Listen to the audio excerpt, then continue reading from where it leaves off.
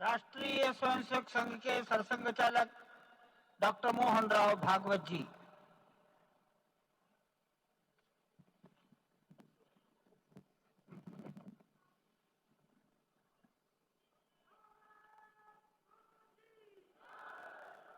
आदरणीय प्रधानमंत्री जी, उत्तर प्रदेश के आदरणीय मुख्यमंत्री जी, आदरणीय राज्यपाल महोदया,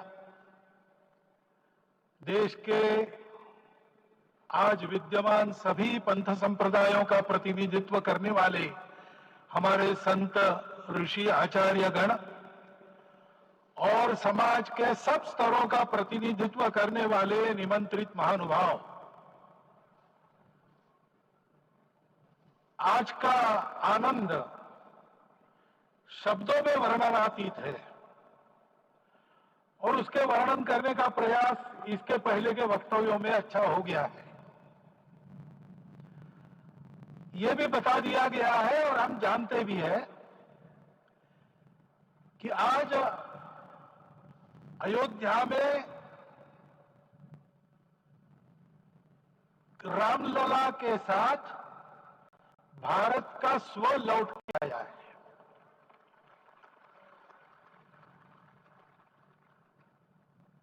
और संपूर्ण विश्व को त्रासदी से राहत देने वाला एक नया भारत खड़ा होके रहेगा, इसका प्रतीक आज का कार्यक्रम बन गया है। ऐसे समय में आपके उत्साह का, आपके आनंद का वर्णन कोई नहीं कर सकता। हम यहां पर अनुभव कर रहे, पूर्ण देश में यही वातावरण है। छोटे छोटे मंदिर के सामने दूरदर्शन पर इस कार्यक्रम को सुनने वाले हमारे समाज के करोड़ों बंधु वहां पहुंच ना पाए, ऐसे घर घर के हमारे नागरिक सज्जन, माता भगिनी सब भाव विभोर है, सब में आनंद है, सब में उत्साह है। और ऐसे समय में जोश की बातों में थोड़ी सी होश की बात करने का काम मुझे ही दिया जाता है। आज हमने सुना कि इस प्राण प्रतिष्ठा महोत्सव में पधारने के पूर्व प्रधानमंत्री जी ने कठोर व्रत रखा। जितना कठोर व्रत रखने को कहा था, उससे कई गुना अधिक कठोर व्रताचरण उन्होंने किया। मेरे पुराना उनसे परिचय है, मैं जानता हूं वो तपस्वी है ही, परंतु वो अकेले तप कर रहे हैं, हम क्या करेंगे। अयोध्या में रामलला आए, अयोध्या से बाहर क्यों गए थे, रामायण में क्यों गए थे बाहर, तो अयोध्या में कलह हुआ। अयोध्या उस पुरी का नाम है जिसमें कोई द्वंद्व नहीं, जिसमें कोई कलह नहीं, जिसमें कोई दुविधा नहीं। वो हुआ 14 वर्ष वनवास में गए। वो सब ठीक होने के बाद दुनिया के कलह को मिटा के वापिस आए। आज रामलला वापस फिर से आए हैं 500 साल के बाद। जिनके त्याग, तपस्या, प्रयासों से ये सोने का दिन आज हम देख रहे, सुवर्ण दिवस देख रहे, उनका स्मरण प्राण प्रतिष्ठा के संकल्प में हम लोगों ने कहा, आपने सुना होगा, स्मरण किया। उनकी तपस्या को, उनके त्याग को, उनके परिश्रम को शत बार, सहस्त्र बार, कोटि बार नमन है।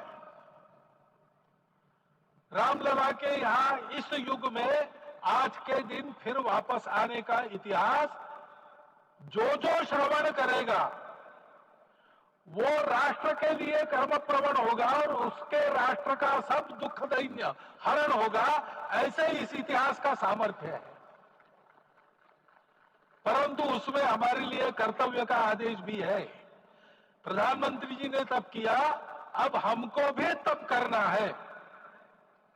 राम राज्य आने वाला है, वो कैसा था, दैहिक दैविक भौतिक तापा राम राज नहीं कहू व्यापा। सब नर करहि परस्पर प्रीति चलहि स्वधर्म निरत श्रुति नीति। सब निर्दंभ धर्म रत पुनि नर अरु नारी चतुर सब गुनी। सब गुणज्ञ पंडित सब ज्ञानी सब कृतज्ञ नहीं कपट सयानी। राम राज्य के सामान्य नागरिकों का जो वर्णन है, हम भी इस गौरवमय भारतवर्ष की संतानें हैं। कोटि कोटि कंठ उसका जयगान करने वाले हमारे हैं। हमको इस प्रकार के व्यवहार को रखने का तप आचरण करना पड़ेगा। हमको भी सारे कलह को विदाई देनी पड़ेगी। छोटे छोटे परस्पर मत रहते हैं, छोटे छोटे विवाद रहते हैं, उसको लेकर लड़ाई करने की आदत छोड़ देनी पड़ेगी। आखिर है क्या? ये बात बताइए, वो सामान्य नागरिक कैसे थे? निर्दंभ, प्रामाणिकता से आचरण करने वाले, केवल बातें करने वाले नहीं, और बातें करके उसका अहंकार पालने वाले नहीं थे। काम करते थे, आचरण करते थे और अहंकार नहीं था। ऐसे वो थे और धर्मरत थे। यानी क्या थे? इस पर कठिन भाषा में प्रवचन बहुत लंबा हो सकता है, लेकिन थोड़े में धर्म के जो 4 मूल्य जिनकी चौखट पर धर्म है, ऐसा श्रीमद् भागवत में बताया है, सत्य करुणा शुचिता तपस, उसका आज हमारे लिए युगानुकूल आचरण क्या है? तो सत्य कहता है कि सब घटों में राम है, ब्रह्म सत्य है, वही सर्वत्र है। तो हमको ये जानकर आपस में समन्वय से चलना होगा, क्योंकि हम चलते हैं, सबके लिए चलते हैं, सब हमारे हैं, इसलिए हम चल पाते हैं।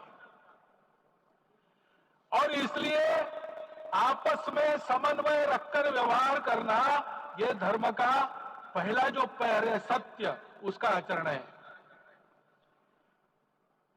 करुणा दूसरा कदम है, उसका आचरण है सेवा और परोपकार। सरकार की कई योजनाएं गरीबों को राहत दे रही, सब हो रहा है, लेकिन हमारा भी कर्तव्य है, ये सब समाज बांधव हमारे अपने बंधु है।